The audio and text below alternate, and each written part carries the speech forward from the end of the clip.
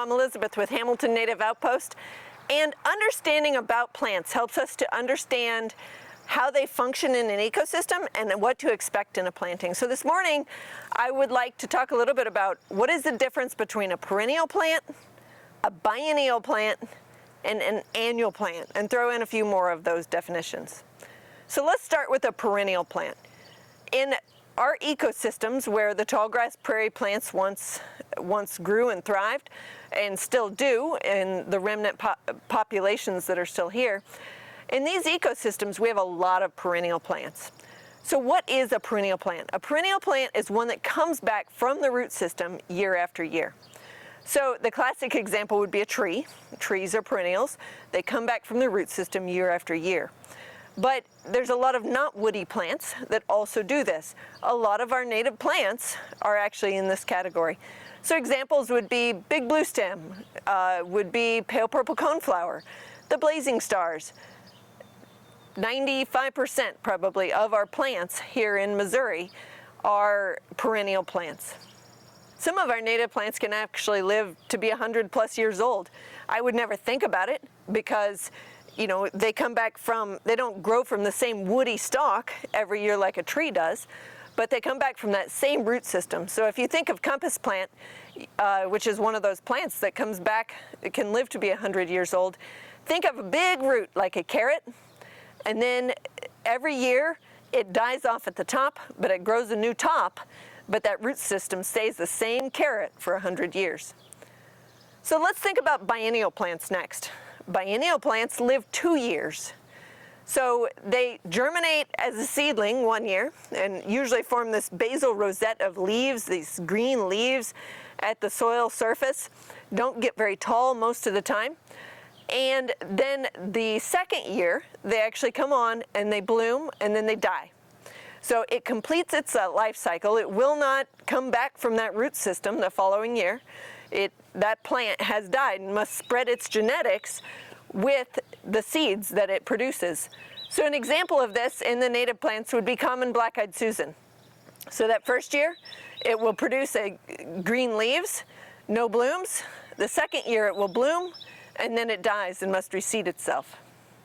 A third category of native plants, well, of plants in general, is annual plants. So if you have an annual event, it happens every year. The event that happens every year with a plant in the annual scheme of things is that it has to come back from seed every year. So it reseeds itself on an annual basis. Examples of this in our native plants would be things like partridge peas, small fuzzy bean. So they germinate here in the spring sometime. They produce greenery, they flower, and then they die. Their life cycle is complete. Even if that root system is healthy at the end of the season, it won't come back from the root system. It must carry on its genetics and its kind through the seeds that it has put into the soil that year. I think of annual plants as kind of a Band-Aid plant. So they, if you have an owie on your finger, you cut yourself, then you put a Band-Aid on it and it heals with time. The same thing happens in our native ecosystems. If there's a disturbance, so instead of an owie, we call it a disturbance, but let's say the bison were coming through and it was a little wet. It had just rained and we had a big disturbance where they kind of got it a little muddy because the bison have to be somewhere when it rains. Or we can have more artificial, mechanical means of disturbance. Say a bulldozer comes through because we're trying to build something. So in these cases, the perennial plants are disturbed. They're kind of hurt, they're injured, and the annual plants come in and they are what heal that ecosystem. They're the Band-Aid, they're the cover that we have on that soil in the year, that following year, depending on the time that this happens. So they're the Band-Aid plants. They heal our ecosystem. So those perennial plants, the ones that come back from the root system year after year, can come back and regain their health, but that's a slow process because while they have a big root system, if we do enough damage to hurt that root system, they need time to recover. So there's another category of annual plants, it's kind of a subcategory in my mind, and it's called winter annuals. So winter annuals, they germinate in the fall, then they overwinter, and then they make seed and bloom that following spring. So they still just live less than a year, so they're not really a biennial plant. But instead of germinating in the spring and going through fall or whenever they bloom, so living through the spring and summer, they live through the fall, winter, and then into the spring. An example of a winter annual plant in the natives, Plains coreopsis can act as a winter annual plant. So germinate in the fall, bloom next spring, late spring, summer, and then it dies. But it lives less than a year in that total scheme. Now, it is worth mentioning, too, that native plants, well, just plants in general, some plants can have a variable life cycle. Not super common, but something to watch out for, because it doesn't not everything reads the textbook properly. If something doesn't get to make seed and it is, say, a biennial plant, it may go ahead and try for a third year to do that. But for the most part, things follow the book pretty good.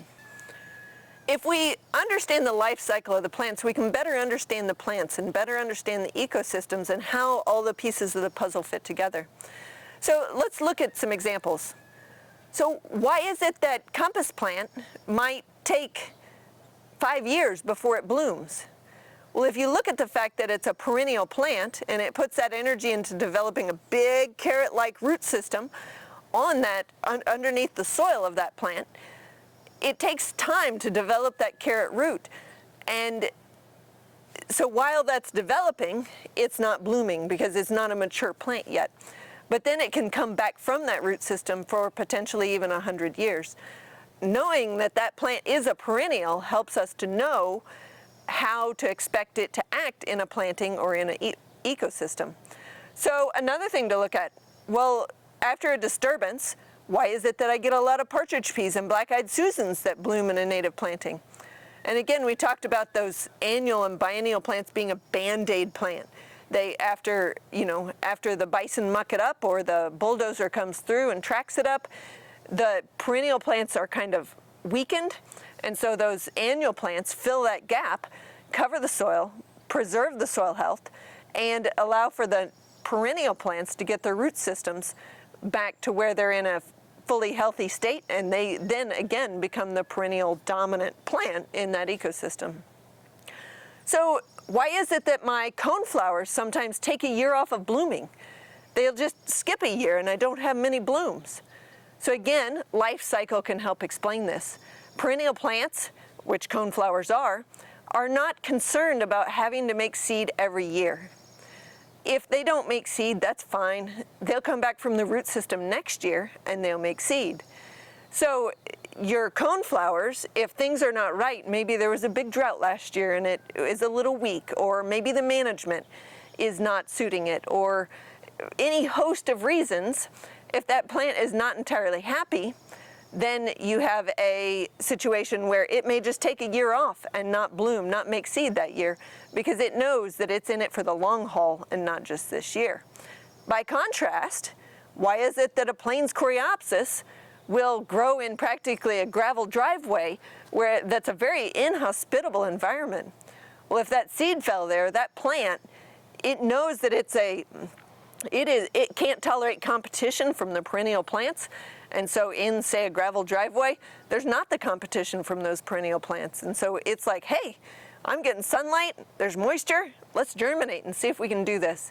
And then it will try so hard to make even just one seed. If it gets chopped off during the season, it will bloom again.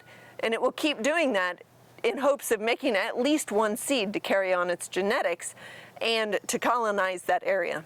As I spend time on the prairie, I often observe that the prairie is, or prairie, glade, savanna, any of these grassland ecosystems, it's always changing. And it's not because there's different plants germinating from year to year necessarily. It's because what shows itself is different from year to year. And so one year you might go out there in June and it might look like a coneflower field. I mean, it's just coneflowers all over. And the next year, the coneflowers don't really show themselves, but the sensitive briar does. And so understanding that the life cycles of these plants in a perennial dominated ecosystem are, understanding what the life cycles are and about them helps us to observe and learn more, understand more about our ecosystems and how they function. If you're interested in learning more about native plants for any of their applications of landscaping, wildlife usage, pollinator usage, grazing, or restoration of rare and declining habitats such as glades, prairies, and savannas, check out our website at hamiltonnativeoutpost.com.